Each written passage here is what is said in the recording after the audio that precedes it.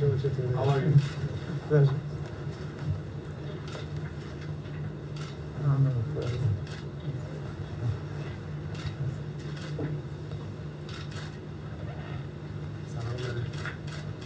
everybody.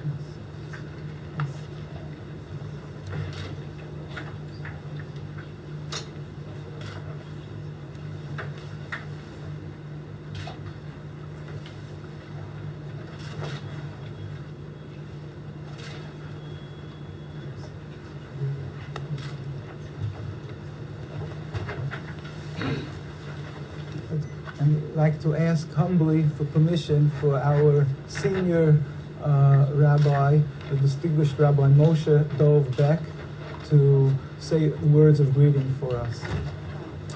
Please. Please. From the home here to the Husha in the Gelegenheit, gab es Bunde seiner sehr geschätzten Gast, der Präsident von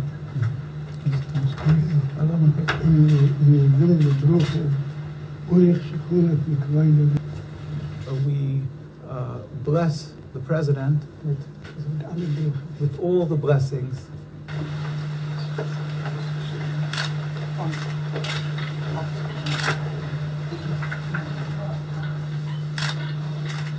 We would like to read the inscription.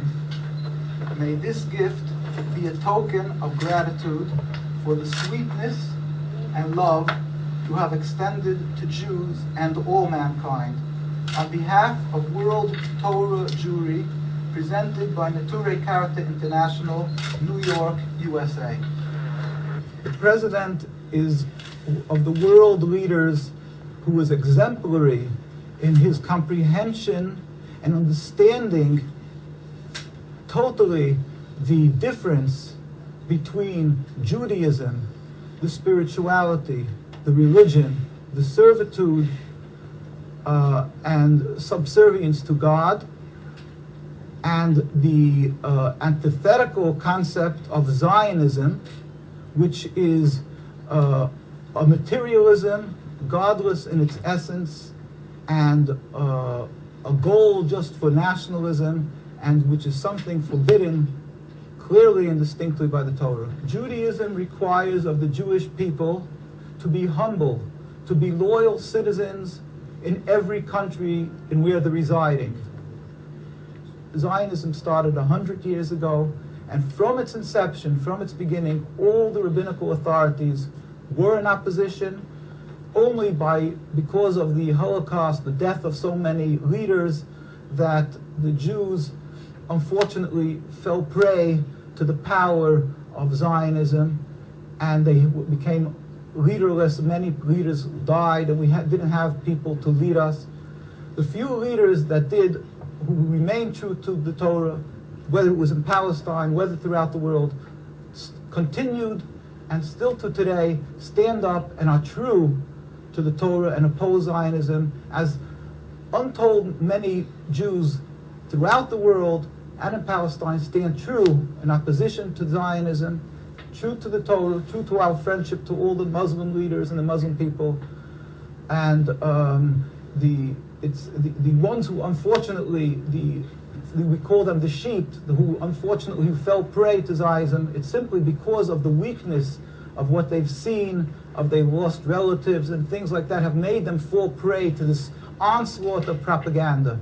But it's not Judaism, and again, we stress that the president should be know for a fact that there is many, many, really untold thousands and thousands, and just an untold number as you would travel around the world, who are really true to the Torah and will never fall for this concept of Zionism. We all pray for the speedy and peaceful dismantlement of the state, so we can again live in peace as we have for hundreds of years, without any more suffering or bloodshed for any of God's creation. As in Iran, we have the beautiful Jewish community that's been living there for thousands of years. God bless President Ahmadinejad again.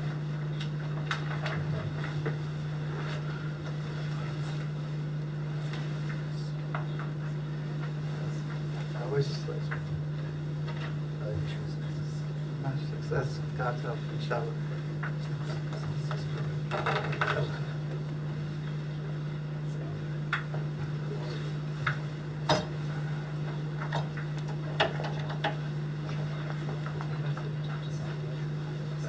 Hello everyone, welcome to GGN. Today is Tuesday, September 25th, 2012, and I'm Darko. My website's ggnonline.com, so check it out. And on YouTube, you can subscribe to Darko 2012, 2013. So there you go. There was Ahmadinejad, and I'm sorry that it was almost 5 minutes of video, but how many times are you going to see something like that? So New York Post to Ahmadinejad, Shalom. So Tab sends Iranian Jewish-themed welcome basket. World leaders and despots alike are descending on New York City ahead of this week's UN General Assembly.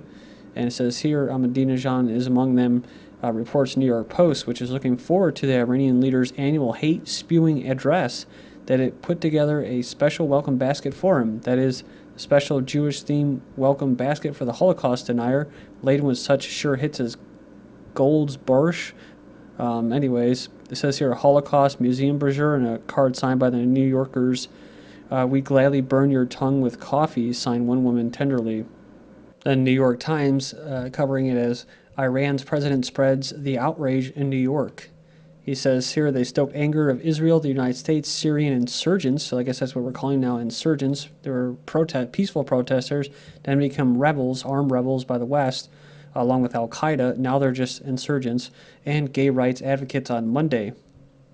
They said his most incendiary remarks on Monday belittled what he characterized as the insignificant history of Israel compared with the long history of Iran.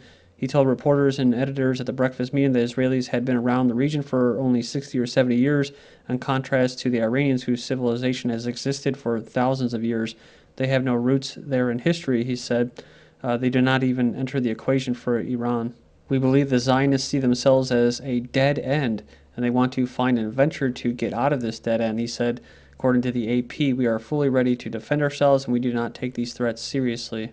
Israel's ambassador left a conference. Of course, Israel walked out, right? Saying in a statement that Ahmadinejad showed again that he not only threatens the future of the Jewish people, he seeks to erase our past. So you can just see, the split right there with the propaganda and that, right? But they tie him to what? Being a fanatic, and that he, especially when he inches closer to nuclear weapons. So you better take him out, Israel. New York Times, a propaganda megaphone for war, says former reporter. So New York Times has essentially become a propaganda megaphone to peddle the establishment's narrative, especially when it comes to war, a charged foreign correspondent said, who resigned from the paper in August. It's funny because we were just covering an article and it was from the New York Times. So just as interesting as that first video that I came across was, you have the Iranian leader saying Israel is bullying the United States into attacking Iran. Goes on, he says, I look at it from the outside and I see that a few occupying Zionists are threatening the government of the United States, according to the Washington Post. He also went on to say it is the Zionists who must tell the United States government what to do, such as a form of red line on nuclear issues. Goes on, it says, and the U.S. government must make such vital decisions under the influence of the Zionists.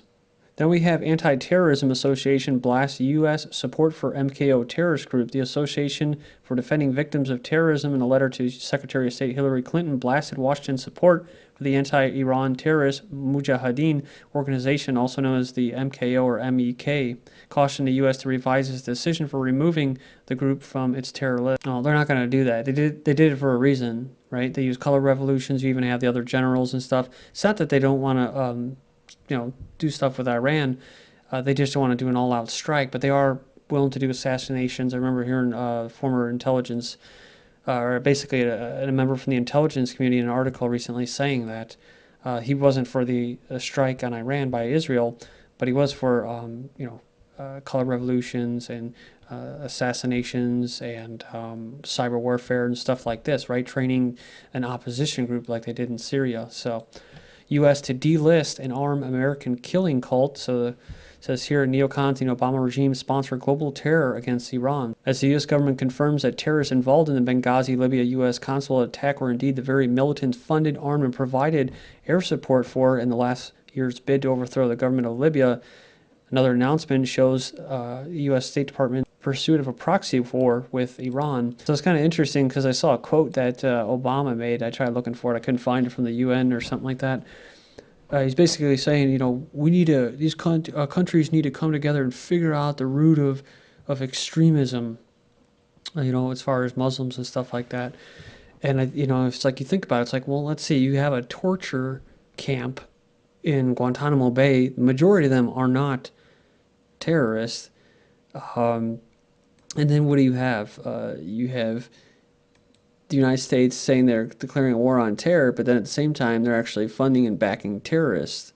And then they allow things such as in France, the recent cartoon, the video to be posted as something as the United States put out as far as that anti-Islam film, Innocence of Muslims, that kind of helped kick off all the protests around the world. And then in the subway, now you have advertising calling them savages. Then you have Israel in Florida putting out little campaign. They're like campaign advertisements, basically, like, you know, doomsday type scenario if they don't support Israel. So that's how you fuel extremism there, Obama. There's your answer. So yeah, it is a situation of ethics. Israel will not attend nuke-free Mideast summit in Finland. Israel is widely known to possess 300 to 400 nuclear warheads, says here 80 of which remain in high operational alert, according to Stockholm International Peace Research Institute. And Israel denies trying to block Jordan's nuclear development, so Israeli officials have denied allegations made by the king in Jordan that the Jewish state has attempted to block Jordan's nuclear development along with other countries as well. Palestinians displaced by Israeli demolitions at 18 per week in 2012. So in this year, Israel has demolished 465 Palestinian buildings or homes and displaced 676 Palestinians. And up to 2,618 Palestinians have been injured by Israeli forces during demonstrations protesting basically the military occupation and territorial expansion. Then we have Israel plans to deploy defense force to guard Leviathan pipeline. So you got Israel, Lebanon, Syria, Turkey, Greece. So there's an ongoing dispute over defining the continental shelf, and it says here EEZ, exclusive economic zone, between Turkey and Greece. So until now, the Navy has protected Israel's territorial waters, which extend 23 kilometers beyond the coastline. But following the successful exploration of the Tamar and Leviathan gas fields, the Navy now has the added mission of defending offshore drilling rigs, one of which is situated 150 kilometers from the coast, which is far beyond Israel's territorial waters. We have race for gas by Cypriot rivals adds tensions, so the island of Cyprus, split by one of Europe's most intractable ethnic conflicts, is now a focus of another contest over who will control the natural gas wealth found in nearby waters. The two halves of the island, mainly Turkish-speaking north, occupied by Turkey since the invasion 38 years ago, and internationally recognized mainly Greek-speaking Republic of Cyprus in the south. Civil war targets the entire axis of resistance, says the Syrian leader. He claims the ongoing battle is against Iran and Hezbollah as well as Syria. He's referring to the anti-Israel alliance, including Syria, Iran, Lebanon's Hezbollah. He also says that the rebels will not win. He goes on, he says rebels will not be victorious in their fight against his government, adding that the door to dialogue remains open. He also said the armed groups exercise terrorism against the state. They are not popular within society, and they will not be victorious in the end. Well, whether that's going to play out or not, the rebel command is moving to Syria in sign of confidence. So the rebel Free Syrian Army decision to move its command center from Turkey to the liberated areas, as they're calling it, inside Syria, shows its growing confidence despite the risk of airstrikes. Yeah, so they moved it as a symbolic move for an opposition criticized for being based outside the country. Remember I mentioned that. They didn't have their base in the country. Syria's humanitarian crisis set to deepen with onset of cold weather.